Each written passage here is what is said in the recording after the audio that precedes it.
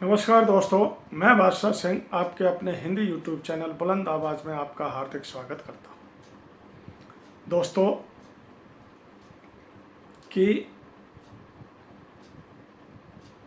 आपने देखा होगा कितना कितना इतने इतने बड़े मंदिर हैं, कितना कितना सोना चढ़ता है असीमित। कोई कहता है कि मैंने मन भर चढ़ा दिया, कोई कहता मैंने इतना चढ़ा दिया, कोई मैंने कहता है कि मैंने इतना चढ़ा दिया। आप क्या समझते हैं कि प्रभु इन चीज़ों से प्रसन्न हो जाते हैं? ये हमारी मनोकामना वाली हमारा सौदा है। एक बार का दृष्टांत है कि भाई ईसा मसीह के यहाँ सब लोग कहते हैं दर्शन करने जा रहे थे ईसा मसीह के। तो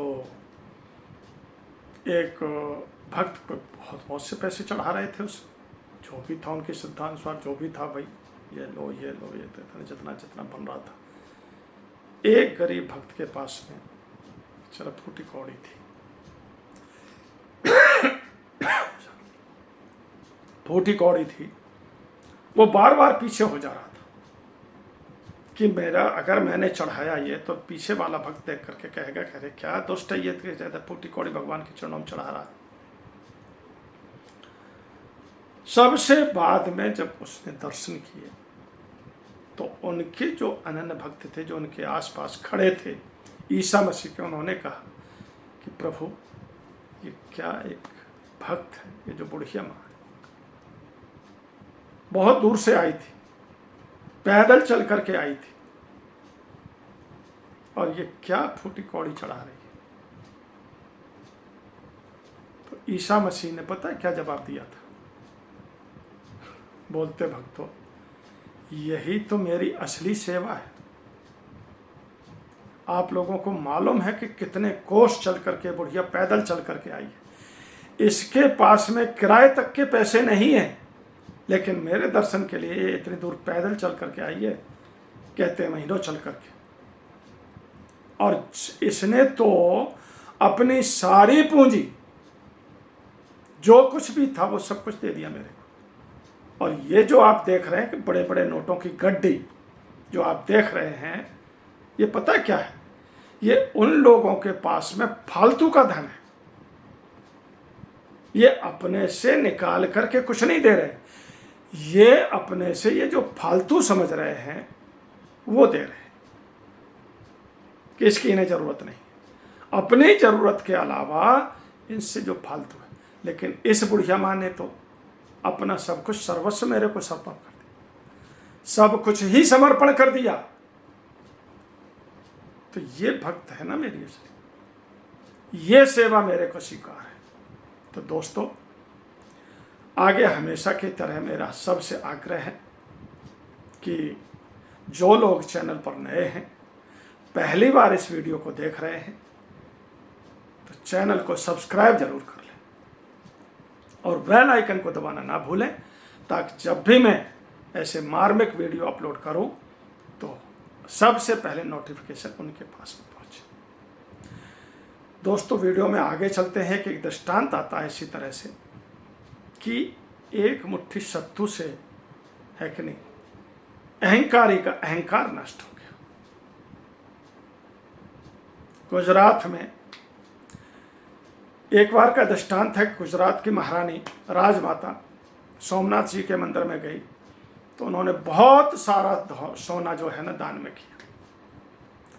जैसे ही उन्हें दान किया तो उनके अंदर में अहंकार का वो गुब्बारा जो था वो बहुत ही बड़ा फूल गया कि देखो, ऐसा किसी ने आज तक दान किया है सोमनाथ जी को जो मैंने दान किया है, मेरे बराबर कोई दान नहीं करता। अहंकार हो गया। लेकिन भाई अहंकार, भगवान कहते हैं कि लोग, भक्तों ने पूछा कि खाते क्या है, तो बोलते मैं तो भक्तों का अहंकार ही खाता हूँ, अहंकार ही मेरा भोजन है। जब वो समझते हैं, क्योंकि अहंकार जो है ना भक्त को डुबो देता है, अहंकार जो है वो भक्त को डुबो देता है, तो उस डूबने से बचाने के लिए उस भक्त को वो अपना भोजन अहंकार ही बनाता है। तो राजमाता जब सो रही थी रात में तो उनको स्वप्न में कहा कि राजमाता कि तुम इतना बड़ा दान दे करके आई हो, इतना बड़ा दान दे करके आई हो, कुछ और दान दे करके उसमें मिला करके जो बहुत सारे पुण्य, एक भिखारी है मेरे मंदिर में, उससे कुछ पुण्य खरीद लो तो तुम्हारे आगे जीवन में काम आएंगे। इससे तो कुछ तुम्हें पुण्य नहीं मिलेगा, इसमें तो तुम्हारा कुछ नहीं होगा। कुछ धन दे करके उस भिखारिन से तुम कुछ पुण्य खरीद लो। तो राजमाता भाई भेजा नौकर चाकरों को, उस भिखारिन को बुलाया। तो भिखारिन को बुलाने के बाद मैं पूछा कि भाई ऐसी ऐसी बात है कि मैं बहुत ही स्वर्ण मुद्राएं तुम्हें दूंगी, मेरे को कुछ पुण्य दे दो तुम्हारे, क्योंकि सोमनाथ जी कहते हैं कि तुम्हारे पास बहुत ही पुण्य है। बोलते हैं महारानी जी क्षमा करना, मैं भीख में जो चने मिले थे उसको चबा चबा करके तो यहाँ सोमनाथ मंदिर तक पहुंची हूं। इस सोमनाथ मंदिर तक पहुंची भीख में मिले हुए चनों को चबा चबा करके, तो मेरे पास पुण्य कहां से आएंगे? और कल मेरे को किसी ने मुट्ठी भर सत्तू दिया था, किसी ने भीख में मुझे मुट्ठी भर सत्तू दिया था। उस सत्तू को आधा तो मैंने सोमनाथ जी को चढ़ा दिया प्रसाद में, उनको भोग लगा दिया, और आधी मुट्ठी बचा था तो वो एक भिखारी था, भूखा था बेचारा, उसको मैंने खिला दिया। इतना सुनना था कि महारानी के तो पैरों तले की जमीन खसक गई। बोलते एक भूखी प्यासी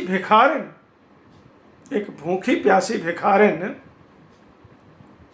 जो चने चबा करके यहाँ तक आई है, और उसको एक मुट्ठी सत्तू जो मिला था वो खा करके अपना पेट भर सकती थी, उसको आधा दे दिया सोमनाथ जी को और आधा उस भिखारी को दे दिया।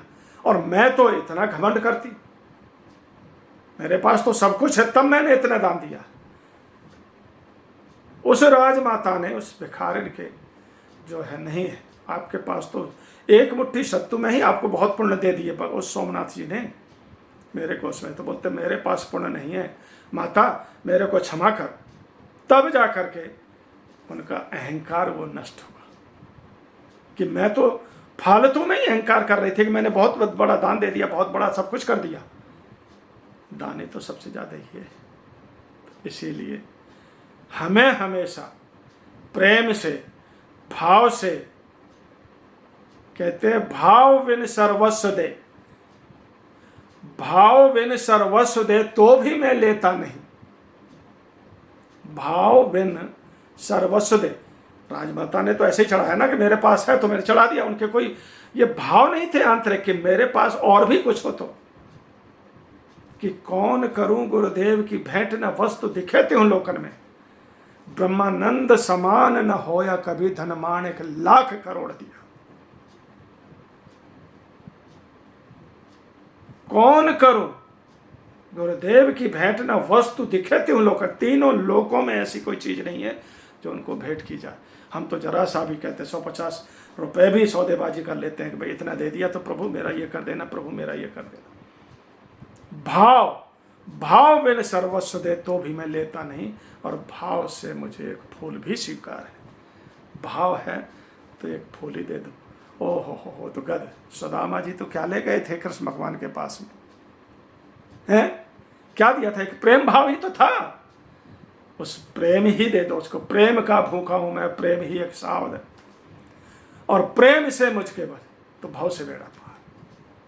भाव एक प्रेम ही दे दो उसको। तो दोस्तों मैं तो यही कहना चाहूँगा कि अगर वीडियो पसंद आया हो तो वीडियो को लाइक ज़रूर कर दें, चैनल को सब्सक्राइब कर लें, और अपने दोस्तों के साथ शेयर करना ना भूलें। इतना ही कहूँगा। जय हिंद, जय भारत।